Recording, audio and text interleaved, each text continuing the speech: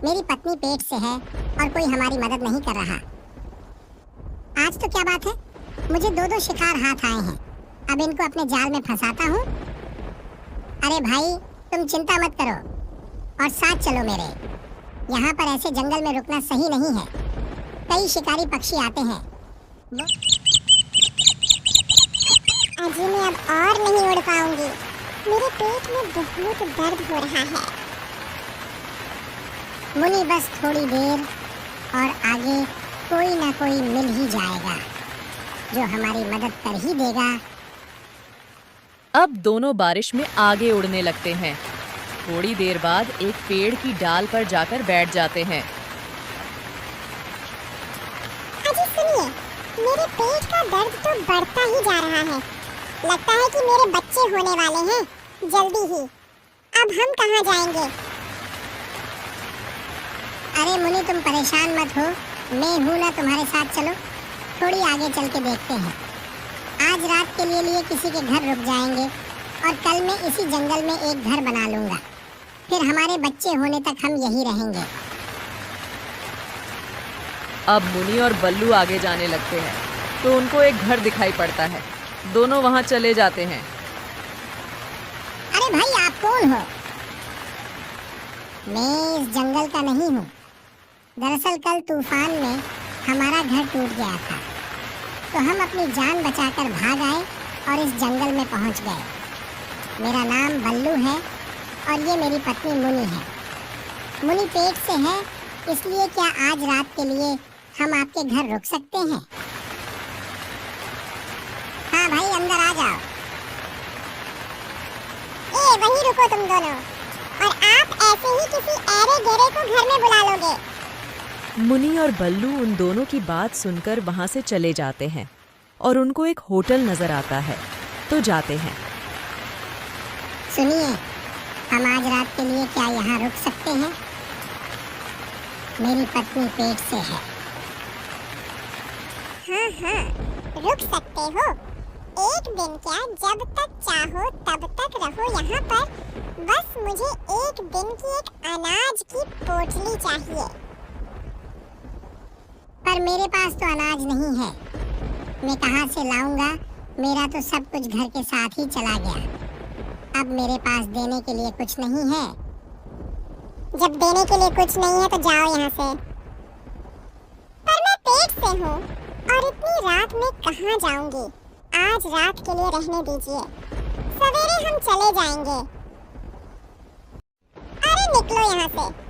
ऐसे ही मैं तुम जैसों की मदद करती रहूंगी तो मैं क्या कमाऊंगी फिर? चलो निकलो यहाँ। बल्लू और मुनि अब वहां से चले जाते हैं और एक जगह बैठ जाते हैं। मुनि, इस जंगल के पक्षी तो सभी अजीब है।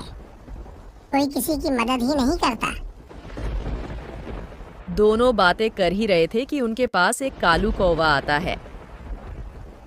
अरे तुम लोग यहाँ बारिश में क्यों भीग रहे हो? क्या बताऊं भाई, हमारे पास रहने के लिए घर नहीं है। हम दूसरे जंगल से आए हुए हैं।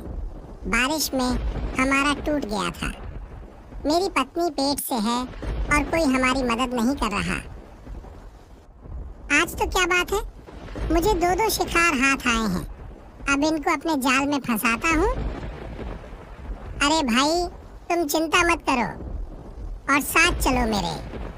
यहाँ पर ऐसे जंगल में रुकना सही नहीं है। कई शिकारी पक्षी आते हैं, बहुत खतरनाक है। तुम चलो मेरे साथ, मेरे घर। अब बल्लू और मुनि कालू कौवे के साथ आ जाती है उसके घर। धन्यवाद कालू भैया, आपने हमारी इतनी मदद की। बस बहना, अब तुमने भाई बोल दिया ना। अब जब चाहो तब तक तुम यहाँ पर आराम से रहो, और कुछ भी चाहिए इस भाई को याद कर लेना। अच्छा ठीक है, अब मैं चलता हूँ। पर आप कहाँ जाओगे? यही तो आपका घर है। अरे मेरे पास 3 घर है इस जंगल में। ये तो पुराना घर है। अब मैं यहाँ पर नहीं रहता, तुम रहो यहाँ। ऐसा कहकर कालू कौवा बाहर आ जाता है। अब जल्दी से अपने दोस्त चील के पास जाता हूँ और उसे बुलाकर लाता हूँ। उसे 2-2 शिकार दूंगा तो मुझे खुश होकर कुछ तो देगा।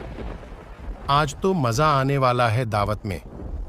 ऐसा सोचते हुए कालू कौवा आगे चला जाता है। उसे जाते हुए रानी मौसी देख लेती हैं। अरे ये कालिया इतनी रात में कहाँ जा रहा है? और ये जिस तरफ से आया है उस तरफ तो इसका पुराना घर है। कहीं इसने पिछली बार की तरह किसी पक्षी को तो नहीं फंसाया है? उस चील के लिए मुझे जल्दी से जाकर वहाँ देखना होगा, उसके आने से पहले। अब रानी मौसी कालू के पुराने घर में आ जाती है और उसने देखा वहाँ 2 पक्षी थे। इसका मतलब मेरा शक सही था। आप कौन हो? प्लीज हमें मत मारो। अरे चुप रहो तुम दोनों और मेरी बात सुनो चुपचाप। अब रानी मौसी उसे कालू कौवे की प्लानिंग बता देती है। अब थोड़ी देर बाद चील और कालू कौवा वहां पर आ जाते हैं।